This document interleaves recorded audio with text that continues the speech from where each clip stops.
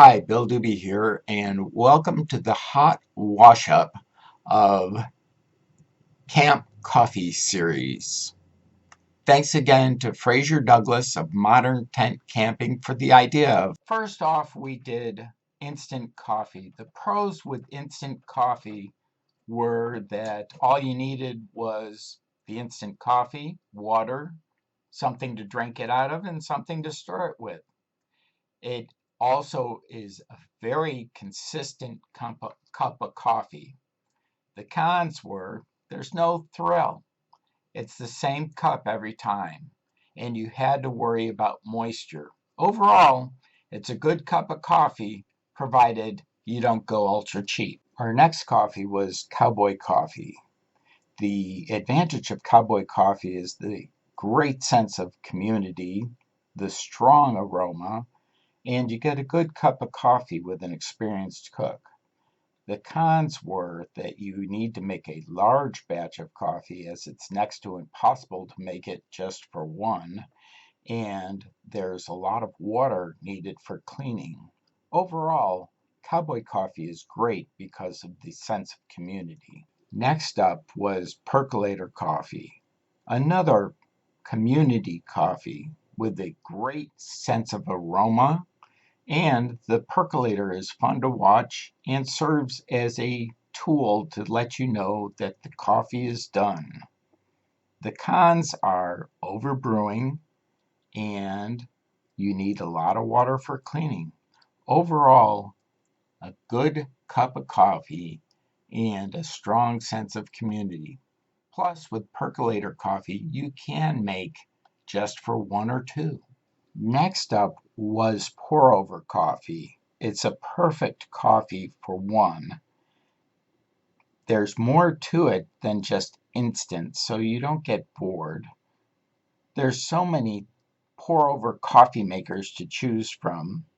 The cons are that it's not well suited for large camping groups. Overall, that is my favorite. It's easy to vary strength, and second to instant for ease of use.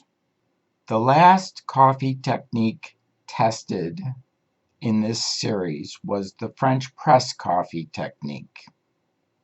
Pros were the metal filter causes no loss of oils and you get the best extraction for total overall coffee flavor. Cons are the cleanup. You needed a lot of water. Overall, I like the metal French press for camping, but there is a lot of water needed.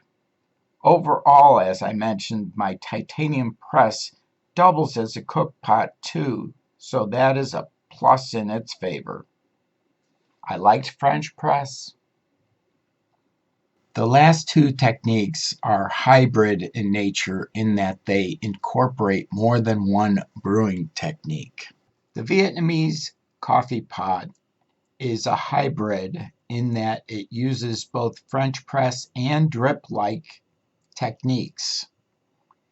It is an age-old pot and has the advantage of having a metal filter to it and produces an espresso-like brew.